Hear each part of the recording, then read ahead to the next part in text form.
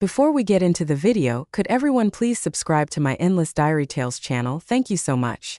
Chapter 1. At the class reunion, Lisa handed me her phone and said there was something I should see.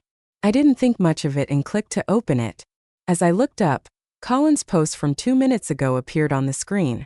In the end, I still couldn't marry the person I most wanted to marry. Beneath the words was a photo of a marriage certificate. Compelled by some strange impulse, I pulled out my own phone only to see that Colin's posts were limited to the past 6 months. At that moment, a cold feeling crept into my heart, and the joy from receiving my own marriage certificate earlier today vanished without a trace. A flood of sadness and frustration overwhelmed me. Looking around at the noise in the room, I couldn't even muster the strength to cry out loud. "Zoe, give me back my phone," Lisa said cheerfully, stretching her hand toward me. At that moment, I finally understood. She was telling me that she was the one Colin truly wanted to marry. After Lisa left, my phone rang. I stared at the name on the screen for a long time, so long that the ringing stopped before I realized. The phone rang again. I excused myself and left the gathering. Out on the busy street, watching the people passing by, I smiled as tears began to fall. Once I had calmed down, I called Colin back. "Zoe, why didn't you answer the phone?" Colin's irritated voice came at me from the other end. I quietly listened to him rant. When he finally ran out of steam, I said, "Colin, let's get a divorce. A couple who gets divorced right after getting married. You probably wouldn't find another like us in the whole world. Stop joking around. When are you coming home?" Colin didn't take it seriously, thinking I was just teasing. "I'm not coming back. Let's meet at 10 a.m. tomorrow to finalize the divorce." Colin finally lost his patience. "Do whatever you want," he said before hanging up. That night, I stayed in a hotel, crying as I deleted everything related to Colin. Chapter 2. As expected, love that is forced has no meaning. The next day, I waited until 10:30 a.m., but Colin was nowhere to be seen. Just as I was about to call him, Lisa sent me a photo. In the photo, Colin was playing with my cat, Daisy, while Lisa, wearing the clothes I had just bought, smiled at him. The atmosphere between them was just right. The phone rang for a long time before someone answered. "Hello." It was Lisa's voice. I closed my eyes and with a trembling voice said, "Let Colin answer the phone." "Just a moment." Lisa's tone was calm. "Hello." After a while, Colin's lazy voice came through. "Come to the civil affairs office right now. We're getting a divorce." Watching the couples registering, I once again felt pathetic. Colin said nothing on the other end. Just as I thought something was wrong with my phone, he scoffed and sneered. "Zoe, playing hard to get is fine for a while, but don't overdo it." I heard the impatience in his voice and repeated myself. "If you don't come, I'll file for a contested divorce. If it doesn't work the first time, I'll do it again. This divorce is happening." Realizing I was serious, Colin grew angry and embarrassed. "What's your problem?" "I'm not causing trouble. I just think this marriage is meaningless." "Colin, I admit I was the one who chased you, but that doesn't give you the right to treat me like this. If you don't love me, you shouldn't have married me." Colin's voice slowed, filled with gritted teeth. "How did I mistreat you? Be clear." I didn't bother to argue further, and simply told him I'd be waiting at the civil affairs office. Colin arrived quickly. As soon as he saw me, he rushed over and grabbed my hand. "Come home with me." I didn't pull away. I just looked at him and smiled. "You disgust me." Colin, who had been pampered his whole life, had never been treated like this. He grabbed my chin harshly, his eyes filled with fury. "Do you even know what you're saying?" I grabbed his hand and asked instead. "Did you post something on your moments yesterday? Is Lisa lying on our marital bed right now? Do you even love me?" My barrage of questions made Colin frown. After a long pause, he finally said, "If that's how you want to think, I can't stop you. But I can promise I've never betrayed you." I looked at him, my heart growing colder by the second. "You don't need to make any promises to me. Let's part ways amicably. The more you cling to this, the more I'll look down on you." Colin's pride kept him from saying anything too humble. He looked straight at me and said coldly, "Fine, I'll give you what you want. Just don't regret it later." "I will never regret it." Colin let go of me and drove off to get the documents. 2 hours later, we walked out of the civil affairs office. Colin asked when I would pick up my things from the new house. Throw them away. I don't want any of it. And Daisy. Colin still wouldn't give up. Give her to someone else. I left those words behind and got into a taxi to leave. From that day on, Colin completely disappeared from my life. Chapter 3. When news of my divorce spread, everyone around me said I was heartless. To shut them up, I posted screenshots of Colin's moments and the photo Lisa had sent me on my social media. I thought they would have nothing left to say, but they quickly turned around and defended Colin. I deactivated all my social media accounts, and life gradually became quieter. A week later, I agreed to a company transfer and moved to another city for a new start. My father was furious about my divorce, feeling humiliated. No matter how much I tried to explain, he wouldn't listen, even going so far as to say I was no longer his daughter. Old friends also criticized me for being too dramatic. In their eyes, someone as ordinary as me should have been grateful to marry someone like Colin. A once-in-a-lifetime opportunity. I lived alone in the new city for 3 years until I found true love again. Andrew was a pastry chef. He wasn't the type for sweet words, but he understood me deeply. He knew when I was cold or sad. He respected and truly got me. I was the rose he nurtured in the palm of his hand, and with him I was happy. This year. How about I take you home to meet my parents? I asked casually, mentioning my thoughts while eating the lunch Andrew made. He gently wiped a crumb from the corner of my mouth, smiled and nodded. Then I'll have to trouble our Zoe. Don't mention it. Because of Andrew, I no longer feared love or marriage. 3 years was enough time for my father to soften his heart. When he saw how well Andrew treated me, my parents started to accept him. But just when Andrew and I were about to have our wedding, Colin's family reappeared.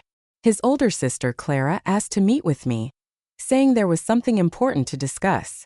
Not wanting to get involved with them again, I declined. I thought it would just be a minor episode, but when Andrew's work started encountering setbacks, I began to suspect that someone was pulling strings. Zoe, meet with me. I'll give you the answers you're looking for. Clara's tone was that of someone used to being in control, filled with pressure. I went to the restaurant and looked at Clara across the table, memories of those unbearable times 3 years ago, flashing back along with the contempt she had shown me.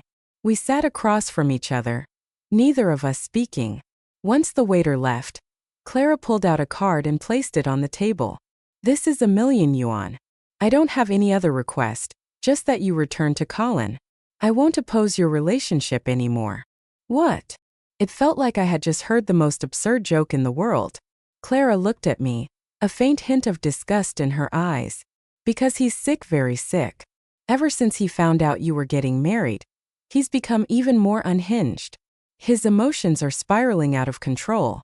From Clara, I learned that Colin knew everything that had happened to me in the past 3 years. She said Colin loved me so much that he was losing his mind.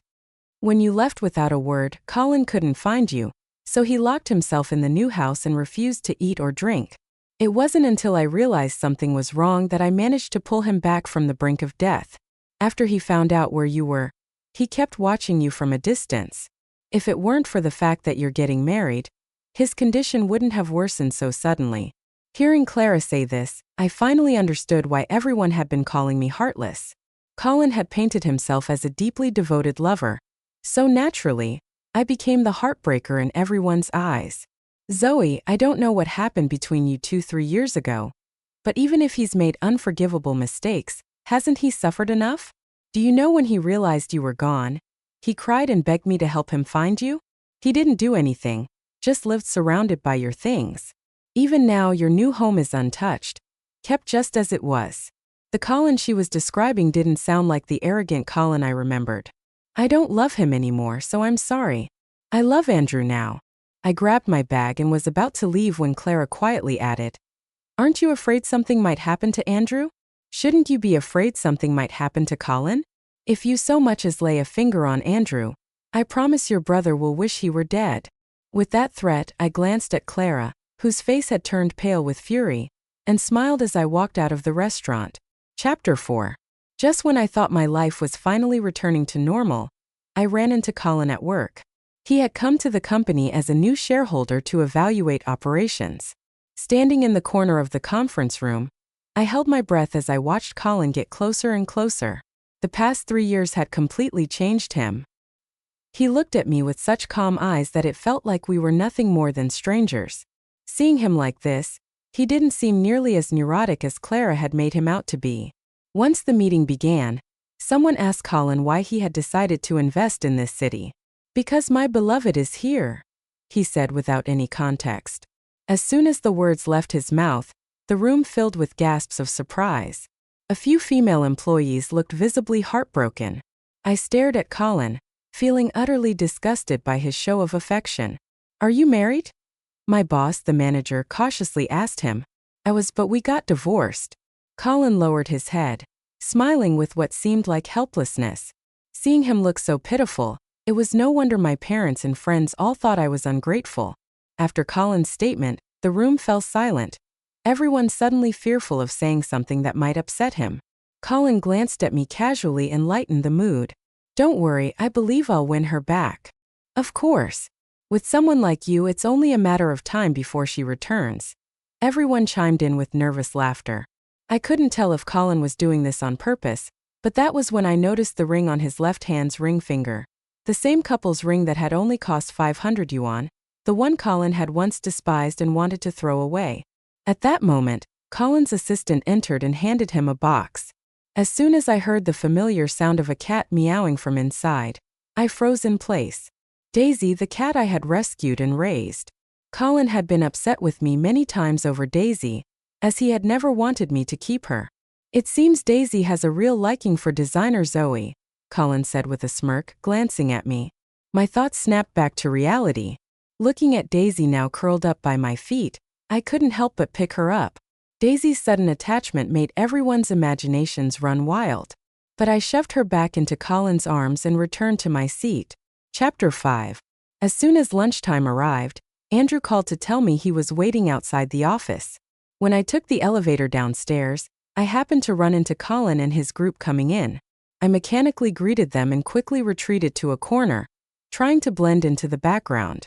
"Zoe, is your fiancé here to bring you lunch again?" the manager asked with a smile, breaking the silence in the elevator. "Yes," I mumbled, keeping my head down, aware of Colin's gaze and trying to make myself as invisible as possible. The sudden tension from Colin made everyone too afraid to speak. I pulled out my phone and started chatting with Andrew to distract myself. Once the elevator doors opened and the group had left, I dashed out to meet Andrew. "Slow down." I opened the lunchbox and seeing the delicious meal, couldn't help but tease. "Andrew, you're so domestic." "What can I say? You're picky with your food." Andrew pinched my cheek playfully. When I used to be with Colin, no matter how much I lowered myself, he remained indifferent. Now looking back, I realize it wasn't love. He just thought I was easy to control. After lunch, we agreed to go try on wedding dresses after work. I was heading back to the office for a quick nap when I ran into Colin in the elevator again. I kept my head down, pretending not to recognize him, and was about to step out when Colin suddenly grabbed me. Before I could react, he had me pinned against the elevator wall. His eyes red with frustration. "Zoe, you're really something. How am I not better than him? You'd rather live a hard life with him than be my wife. Let me go." Smack! Colin wouldn't loosen his grip, so I slapped him across the face, furious. "He's 100 times better than you. The most important thing is we love each other. That's something you will never be able to compete with." Colin stood frozen, his head tilted to the side. When he looked back at me, his eyes were filled with a dangerous, bloodthirsty rage. My heart sank, terrified that Colin might do something reckless. I pushed him away with all my strength and ran as fast as I could. Chapter 6. Because of him, I couldn't focus at work, and I didn't even dare go to the break room. On the way to the bridal shop with Andrew that evening, I finally brought up the idea of resigning. "What's wrong? Is someone bothering you?" Andrew, always attentive, noticed that something was weighing on my mind. I shook my head, not wanting Colin to ruin the mood while we were on our way to try on wedding dresses. "It's nothing serious. I'll tell you all about it later when we get home."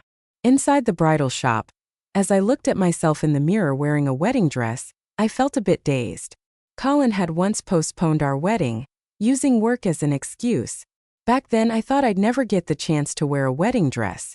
But Andrew changed all that, filling the void and making me feel cherished. "You look beautiful," Andrew said, grinning goofily. "You should try on a suit too." After Andrew went in to change, I turned around and suddenly saw Colin standing ominously by the entrance. Startled, I quickly looked away. When I glanced back again, Colin was gone. That night, I told Andrew everything that had happened over the past few days. His face grew serious as he listened. "Zoe, let's get married tomorrow." Sensing Andrew's emotional reaction, I quickly tried to calm him. "Don't worry. I did have feelings for him before, but now he's nothing more than a stranger to me. I'll hand in my resignation tomorrow. Colin doesn't love me. He just can't accept that I no longer care for him. He's always been arrogant. Andrew, you're amazing, so don't be afraid I'll stop loving you." I hugged Andrew tightly, hoping to reassure him. Chapter 7. The next day, I took the day off and went with Andrew to get our marriage certificate. This time, standing beside me wasn't Colin, the one who had left me to be with someone else, but Andrew, the one who truly cherished me. Andrew held our marriage certificate and even posted a public announcement on his social media for everyone to see. All the wounds I had suffered in the past were being healed one by him. When I got back to work, I handed out wedding candies to my colleagues and submitted my resignation letter to the manager. "Zoe, are you leaving to settle down?" The manager's probing question made me a little uncomfortable. "Yes, my husband loves me very much, so I want to take a break from work and focus on preparing for the wedding." I couldn't reveal the real reason for quitting, so I had to make something up. The manager's expression was complicated. He didn't acknowledge my words but simply told me to go see Colin. Realizing this was all Colin's doing, I grabbed my resignation letter and stormed into his office. "Manager, I couldn't stop her," the assistant said cautiously, watching Colin carefully, afraid he'd lose his temper again. "Get out." Colin flipped the papers on his desk to the floor in a fit of rage. After the assistant left, Colin pointed to the wedding candy on the floor, glaring at me with fury in his eyes. "Did you go get your marriage certificate yesterday?" "That's right. Would you like some wedding candy to bring you good luck, Mr. Colin?" "I still have a few more in my bag," I responded boldly. This was as good as twisting the knife in the wound. "Zoe, you're despicable." Colin suddenly grabbed me by the neck, flying into an inexplicable rage. Seeing Colin on the verge of losing control, I had no time to think. I kicked him in the groin as hard as I could. Colin collapsed to the floor in pain. I threw the resignation letter on top of him and walked back to the office to pack my things. As I stood at the company entrance looking back at the place I had worked for the past 3 years, I felt a twinge of reluctance in my heart. Chapter 8. I wasn't sure if Colin had been injured or not, but according to my former colleagues, he left the company the next day. Life gradually returned to normal, and I became busy planning the wedding. Soon, Colin was completely out of my mind. Because of Clara's previous meddling, Andrew often faced challenges at work.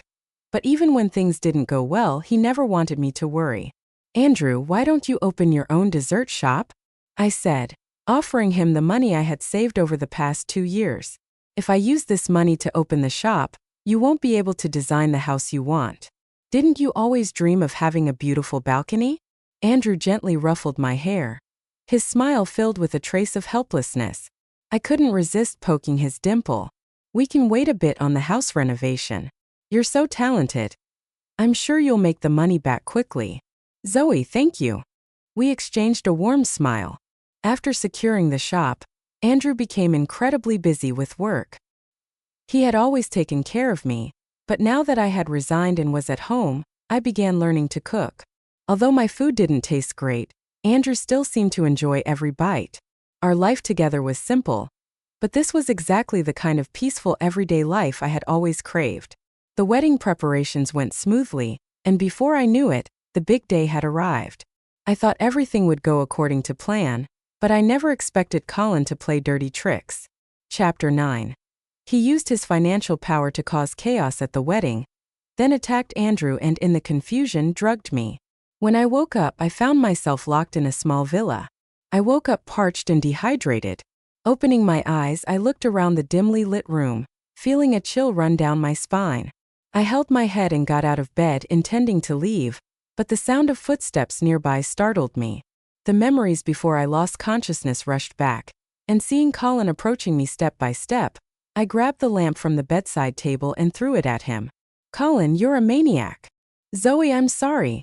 Colin dodged the lamp and suddenly apologized, his voice soft and tender, sending shivers down my spine. The Colin I once knew was awful, but never this twisted. For the first time, I couldn't figure him out. Colin, let me go or I'll call the police. I stared at him, trying to appear calm. Even though the room was dim, Colin's intense gaze was suffocating. He remained unmoved by my threat. After what felt like forever, he let out a low, eerie laugh. Zoe, I've already taken your phone. I'm curious, how exactly do you plan to call the police? Something was seriously wrong with him. I forced myself to stay calm and tried reasoning with him. Colin, let's part on good terms. I don't love you anymore. What you're doing, kidnapping and illegal detention, it's a crime. Why do this? It's okay.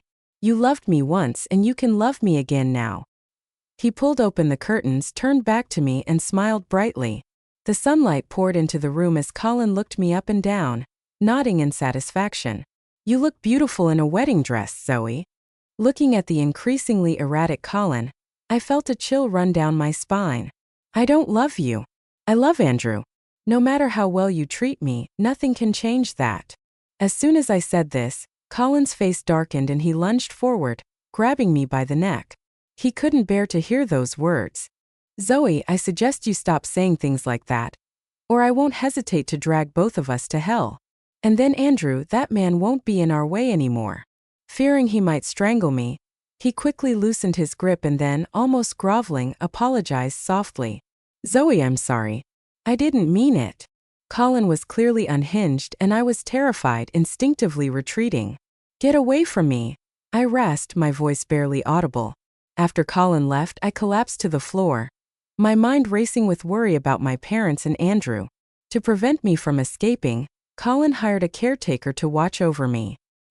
He knew I resisted him, but he didn't force himself on me. Instead, he insisted on having meals together every day, acting like a complete madman. I don't want to eat, I muttered, tossing the spoon aside and standing up to go upstairs. Zoe, don't you want to hear the truth from 3 years ago? Chapter 10. I raised an eyebrow but didn't return to my room. 3 years ago, that post on my moments was just the result of a bet I lost. I blocked you from seeing it because I didn't want you to find out. I never imagined Lisa would show it to you, Colin said, his eyes filled with regret. And as for the photo, it was because she accidentally spilled something on her clothes. I just grabbed one of your shirts for her to change into, nothing more. And then I admit I liked Lisa before, but after we got married I didn't have feelings for her anymore. Once I realized she was behind those things, I cut ties with her completely. We haven't spoken since. Colin finished speaking and looked at me with sincerity, as if afraid I wouldn't believe him. But he never understood that those 2 incidents were just the triggers. What truly disappointed me was his repeated indifference. The year you broke up with Lisa, you confessed to me out of spite and we became a couple. Now all those ridiculous memories no longer meant anything to me. I loved you, so I gave everything I had without holding back. But you were always distant. The keychain Lisa gave you was something you cherished, and when I accidentally touched it, you acted like I had tainted it. Colin opened his mouth to refute, but I stopped him and continued. The day Lisa returned to the country, you left me waiting just to pick her up. And on my birthday, just because she said she felt unwell, you rushed to her side and left me standing alone on the street. You'll never know how cold that winter was. I'm sorry. Colin, I'm not a fool. I could clearly feel that you never really cared about me. Now you say you love me. Don't you think it's too late and too shameless? I only love Andrew now. To me, you're just someone who passed through my life. Stop, Zoe, please stop. Colin's eyes filled with tears. Unable to listen any longer, he hurried out. Chapter 11. After saying all that, Colin disappeared for several days. In an effort to gain some freedom, I started getting close to the housekeeper. Auntie, I just want to let my parents know I'm safe, I said, putting on some makeup to make myself look as miserable as possible. Auntie, you're a mother too. If you were in this situation, wouldn't you be worried? Sensing her growing sympathy, I repeatedly reassured her. I swear, Auntie, I won't make things difficult for you. Just let me borrow your phone to check in with my parents. Go ahead and make the call. The housekeeper was wary and didn't want to leave. I put on my most pleasant expression. Could you please turn around, Auntie? I feel uncomfortable making calls while being watched. Once I got the phone, I waited for a moment when the housekeeper wasn't paying attention and knocked her out with an object nearby. It was the first time I had ever done something like that, and my hands were trembling with sweat. After calling the police, I rushed outside only to find that there were security measures in place everywhere, making it impossible for me to escape. I dialed Andrew's number. When I heard his voice on the other end, I whispered, "Andrew, it's me. Zoe, where are you?" Hearing Andrew's voice after 2 weeks finally calmed my anxious heart. Just as I gave him the address of the villa, I felt a hand grab my arm. Turning around, I saw Colin, furious. He snatched the phone from my hand and threw it far into the distance, where it quickly disappeared from sight. "Colin, you're insane." I shoved him away and ran to find the phone. He grabbed my arm, holding me in place. "Zoe, you're so cruel." "Right back at you." Since I had been caught, there was no need to be polite anymore. "Well, since you put it that way, I suppose I'll have to do something about it." Colin forced my head down and tried to kiss me. "Get away from me. If you touch me, I will never forgive you, not even in death." The resolve in my voice made Colin freeze. He clutched his head in agony as if haunted by a painful memory, afraid he might lose control. I tried to leave, but he grabbed my wrist. "Don't think for a second that Andrew is going to come save you." He tied me up and threw me into the car, driving away from the villa. "Colin, you've already committed a crime. Stop the car now." Looking at the deranged man before me, my fear hit its peak. "This time you're mine," Colin said, his tone filled with despair and darkness. Seeing how reckless he had become, my fear only deepened. Chapter 12. Colin took me to a small cabin in the middle of nowhere. At that moment he was especially dangerous, and I hid in a corner, trying my best not to provoke him. As night fell, Colin tossed me a piece of bread. Seeing that I hadn't touched it, he snapped, "Relax, I'm not going to drug the bread." I stared at the candle flickering nearby and, on the verge of breaking down, pleaded, "Colin, I'm begging you, let me go." He didn't respond, and the room fell into silence. Just as I was drifting off to sleep, I heard him muttering softly, "If I let you go, who will let me go?" He came over to me, touching my face gently. Seeing that I didn't react, he began quietly revealing his so-called secrets. "I've been restraining myself so much, but why do you always choose Andrew? Is he really that much better than me? Every time I wake up, you've already left me behind.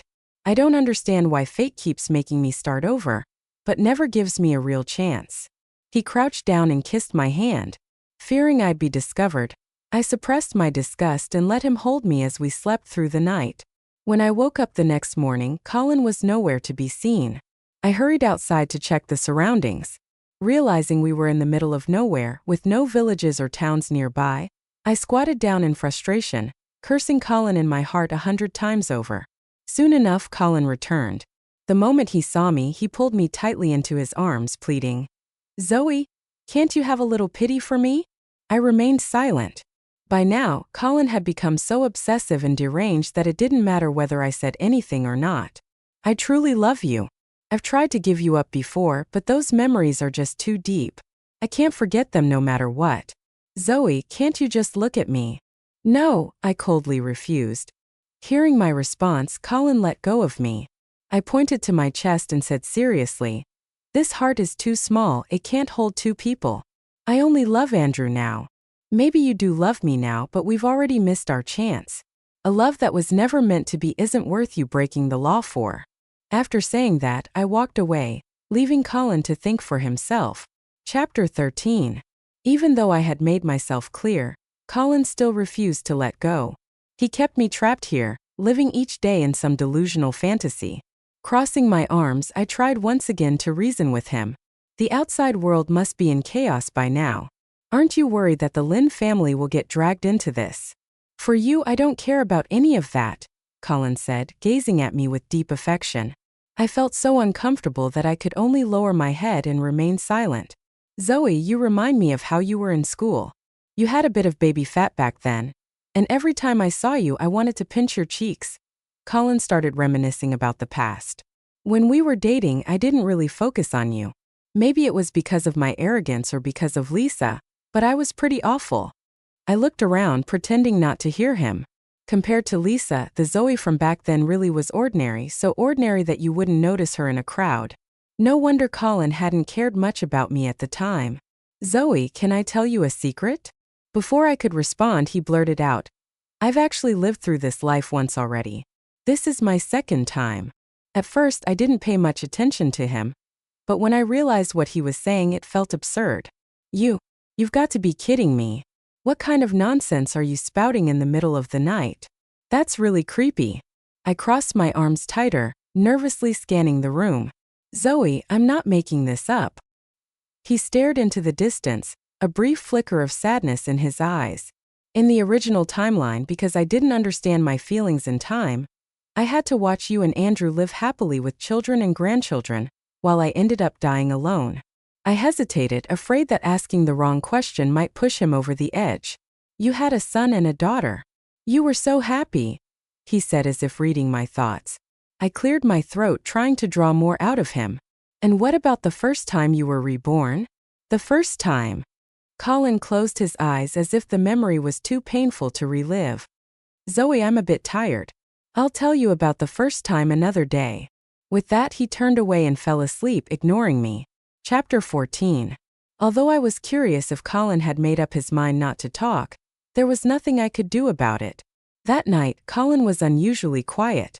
I was woken up by the sound of police sirens. When I opened my eyes and saw Andrew, the person I had been longing to see day and night, I smiled and threw myself into his arms.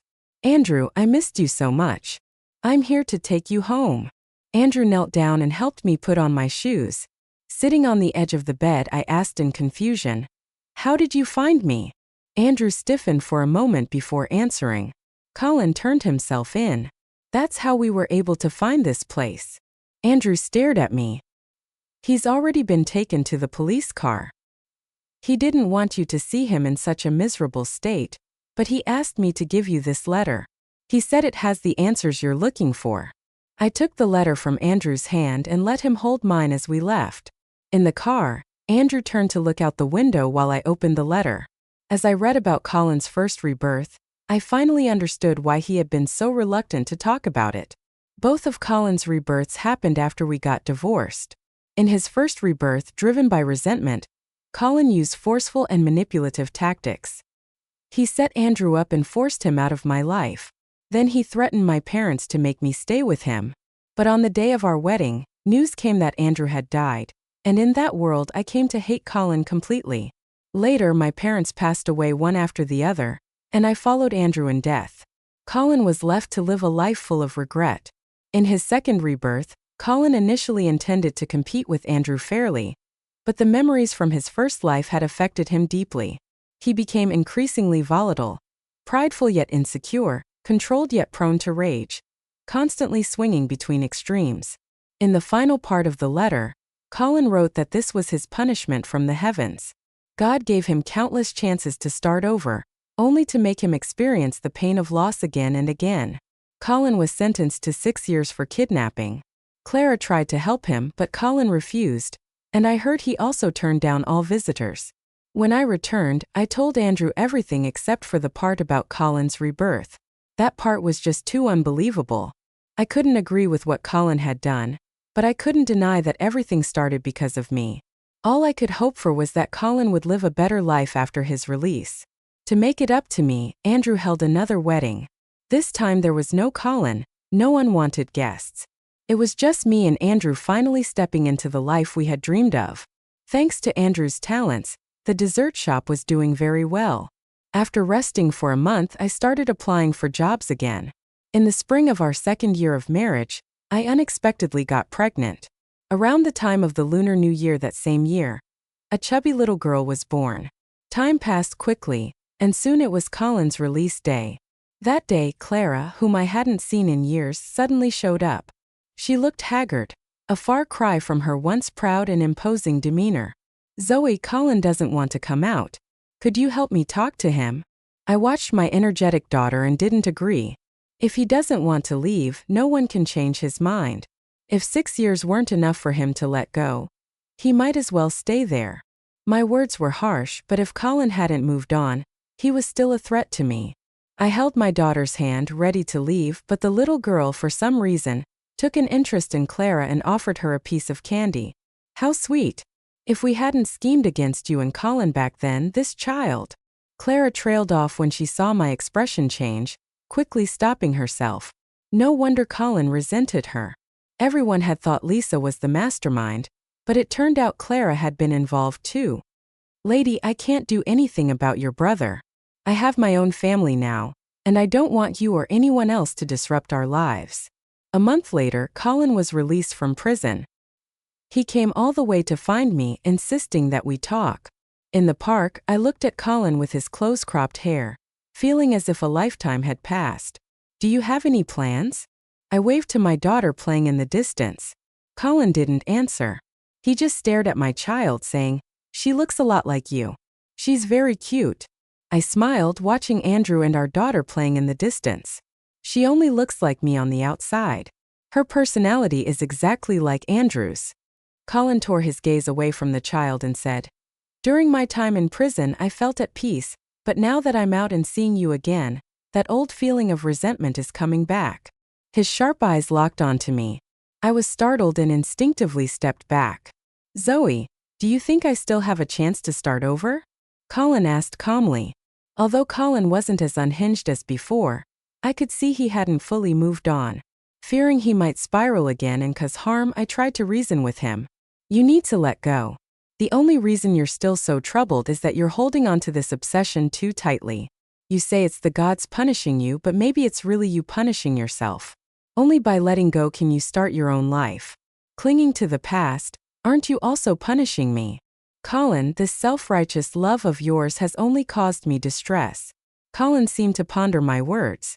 "Zoe, I'm sorry." After saying that, he left quietly. I watched him walk away, feeling a mix of emotions. Andrew came up beside me, his gaze following Colin's retreating figure. He frowned. "What did you say to him?" "Nothing, just some casual conversation." Seeing Andrew's worried expression, I quickly asked, "What's wrong?" Andrew shook his head. "I don't know. I just feel like he's lost all will to live. But maybe I'm overthinking it." I thought Andrew was just saying it in passing, but I never expected his words to come true. The next day, just as I was about to go to work, Clara called saying Colin was gone. At first, I didn't understand until she mentioned the letter. He took a large amount of sleeping pills. By the time we found him, it was too late. Clara sobbed as she explained how Colin had died. I opened my mouth, but no words came out.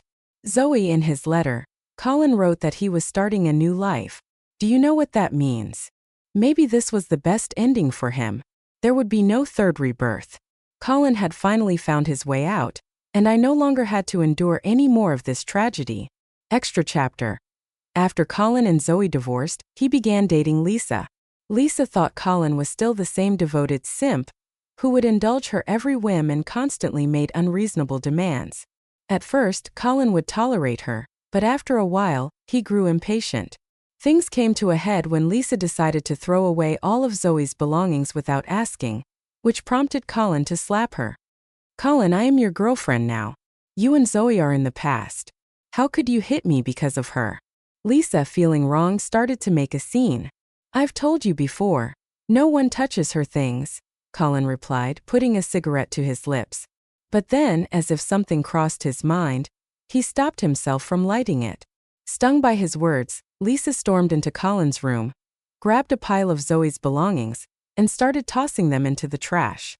"Zoe's married now. Who are you trying to upset by doing this? The way you're acting, she'd just find it pathetic." "Lisa." Colin's voice was stern, a clear warning. He pulled Zoe's things out of the trash bin, not caring if they were dirty, and wiped them off with his hands as if they were treasures. Seeing that Colin's eyes were filled with thoughts of someone else, Lisa pressed him relentlessly, demanding an explanation. "Are you regretting it? Regretting divorcing Zoe? Regretting dating me?" "Yes, I regret it." At that moment, Colin finally realized who he truly cared about. It was Zoe. It was the Zoe who knitted scarves for him, the Zoe who waited outside his dorm like a fool, the Zoe who scolded him for smoking too much. But he had already lost her. A cat's meow broke the silence and Colin, with a bitter smile, picked up Daisy, cradling her in his arms. He told Lisa to pack her things and leave. "Colin, do you know why Zoe divorced you?" Lisa, by now completely unhinged, screamed. "Because it was all your sister's doing. She never liked Zoe and orchestrated all those so-called coincidences. Your beloved sister drove away the person you cared about, and you never even realized it. In the end, you were the biggest fool." Colin turned pale at her words. He kicked Lisa out and immediately booked a flight to the city where Zoe lived. Colin waited outside for hours until he finally saw Zoe, arm in arm with Andrew, laughing and talking. They didn't notice Colin standing in the distance. At that moment, Colin finally understood Zoe truly no longer had feelings for him. He had taken the wrong path, and by the time he found his way back, everything had already changed. Colin left this world with his heart full of obsession. When he woke up again, it was the moment right after his divorce from Zoe. He thought that his unwavering love had moved the gods and given him another chance at life. But what he didn't realize was that this was just the beginning of a new tragedy.